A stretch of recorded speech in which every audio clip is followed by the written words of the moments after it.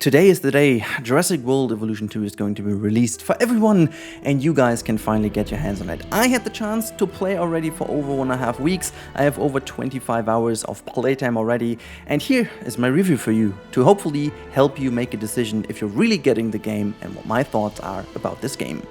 Before we go into several topics, let me give you a tiny bit of context. Jurassic World Evolution 2 is the successor of Jurassic World Evolution, a game made by Frontier released in 2017 along the movie release of Jurassic World. It's a management-focused game with a lot of dinosaurs, obviously, and a handful of cool additions, just as like some hybrids and stuff in the game. This game, though, is not really similar to other titles that Frontier Developments has released, so keep that in mind for this review. It's not a Planet Zoo, Planet Coaster style game with so many customizations, sandbox focused. This game is focused on the management and play side of things, as well as making Universal happy, obviously, because that is a franchise, that is a movie IP based game. Hence the creativity and the freedom of the creation might be limited in some ways, so keep that in mind as a bit of context when we talk about the following topics now. Let's start with the presentation of the game. Is it great? Of course it is. It has the original music, it has most of the original voice actors, it has a lot of very nice cutscenes in a very nice new style that gives you really a good intro to what you're doing in there, and it gives you really this Jurassic Park, Jurassic World feel. And in general, I want to say the game is a lot more connected to the entire franchise. It doesn't feel like too much focus on the Jurassic World IP. It really brings in the old feel of Jurassic Park a lot better than the first title did. And to be fair, the first title only had it as a DLC, which is now, embedded into the game from the get-go. So you have those two eras. So the presentation of this entire franchise is definitely a huge step ahead from what we've used to be seen in the first title. Now let's speak about the gameplay real quick, because I think we can make a check mark here rather quickly. It is not that huge leap forward that you potentially would have wished for, but it's a solid successor of the first part. Like, I had fun playing the game. To be frankly honest, I had more fun playing Challenge and Chaos Theory. The campaign, we are going to talk about this in the next bit more in detail, but it felt a little bit shallow. I have some ideas why, but yeah. So the gameplay is pretty much similar to what the last game offered. You have pretty much the same type of buildings. Some buildings are new, just as like the paleomedical facility, but on the other hand side, some things are missing. For example, from the Clear Deering DLC in the first thing, so you don't have to, carry too much or worry too much about the different plants and stuff. They just come naturally with the brushes. So the gameplay is focused again on building a park, on maintaining a facility, and making sure that you have some things. Staff management is obviously something that we talk about later, is a good addition to the game. It's not a revolution, but it's a good evolution, to stick with the name of the game. So, as I just said, we talk quickly about the campaign mode, which for me is unfortunately the biggest disappointment of the game, simply because I expected a lot more, and it really started off pretty nicely, and I had the idea that it is a lot of fun going through these different biomes and continents and really following the narrative of having the dinosaurs in our world now. And I like the fact that it had a lot more variation in it. So spoilers ahead, you are going to follow the mission to care for dinosaurs in the wild. So sometimes you have to catch some and bring them basically in your facility. Sometimes you have to catch them, medicate them, and release them again, and make sure that carnivores are not in an area where too many herbivores are, to make sure that they all keep on living. And you do follow a certain guideline led by Claire, and this, to make sure that these animals live in the wild just as they are meant to be millions of millions years ago. So again, it really started very nicely, but as it's pretty short, I had the feeling that just the moment where I felt like I'm in the campaign and I'm ready to do more, it was already done. I'm hoping and I'm assuming that this is pretty much down to the delay of the movie, and that there are a couple of things in there that they couldn't do simply because it would give away too much of the movie. So here's me hoping that the campaign will receive a huge update once the movie is going to be released next year. But I think chances are good that it is, because throughout the entire campaign it really feels like there is something, they are teasing something, but they just can't get it in. So yeah, campaign mode is a bit shallow, bit short, but then, you know, it's kind of like an elaborate tutorial, if you will.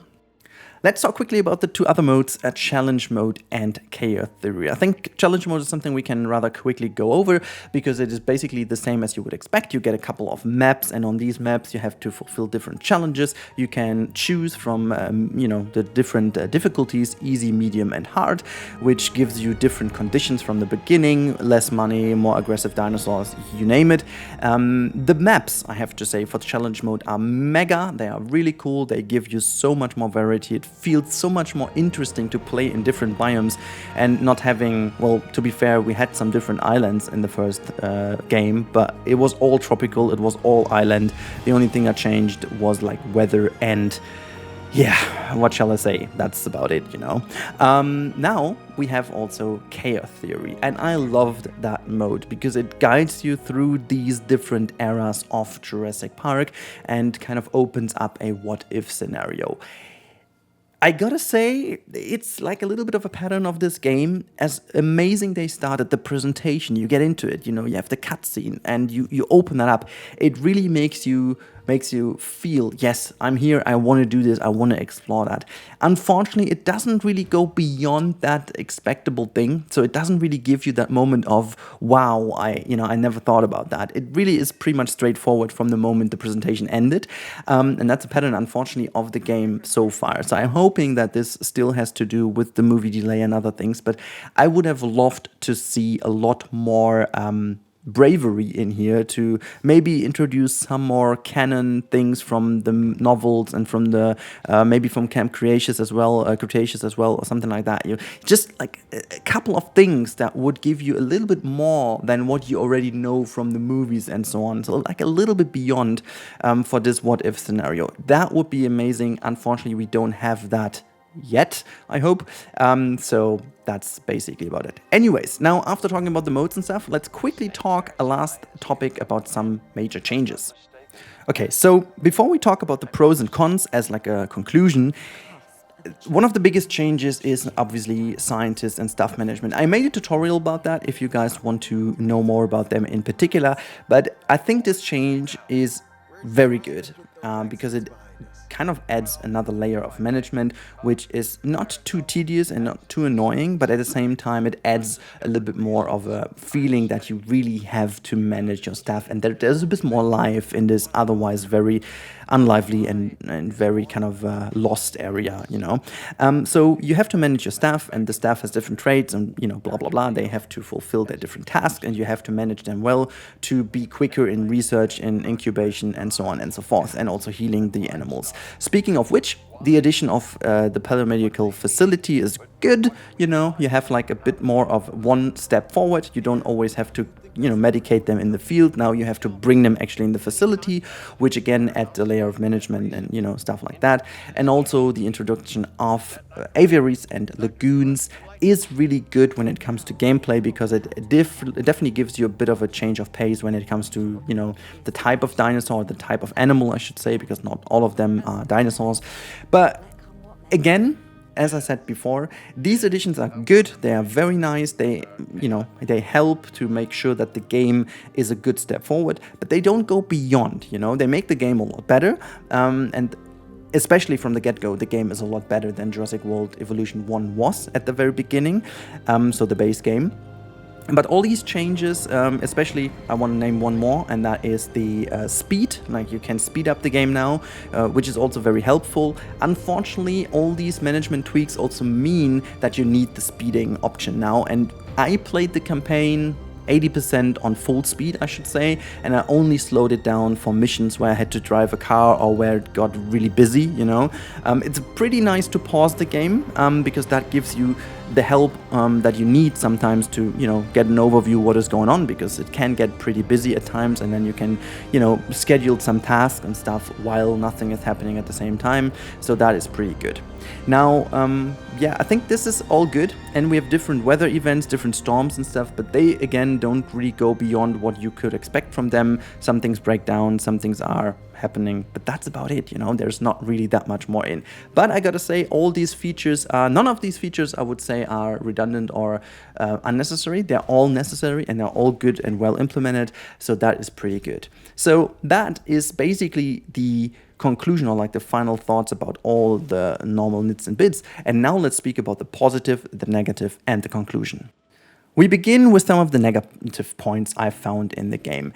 So first of all, as great as the animals are, and this will definitely be a pro, I sometimes had the feeling that since the management and stuff really isn't focused and you have to do so much about it, you kind of forget about the animals too much, because the presentation and the animations are so incredibly well, they would deserve a bit more attention. I don't know how, I don't really know how, but I would have loved to see a bit more focus on the dinosaurs and on the animals themselves. This is especially obvious when we talk about lagoons. Again, everyone was craving for lagoons and you know, aquatic creatures.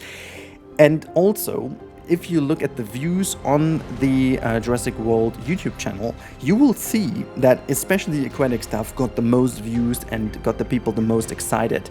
And then again, the implementation is good at most, because there is nothing else than this lagoon. I really want to stress that a little bit. I felt incredibly hyped about the lagoons. I thought they have at least a little bit of customization in there, but it's lacking. You can't even change the tint of water, or you can't even change the type of one of the lagoon elements. I'm totally fine, by the way, with how the lagoons work. We don't need more than that. It's all fine, but at least give me the control to get a tiny bit of, you know, customization, to not make every single lagoon look 100% identical. So that is something I really wasn't too happy about.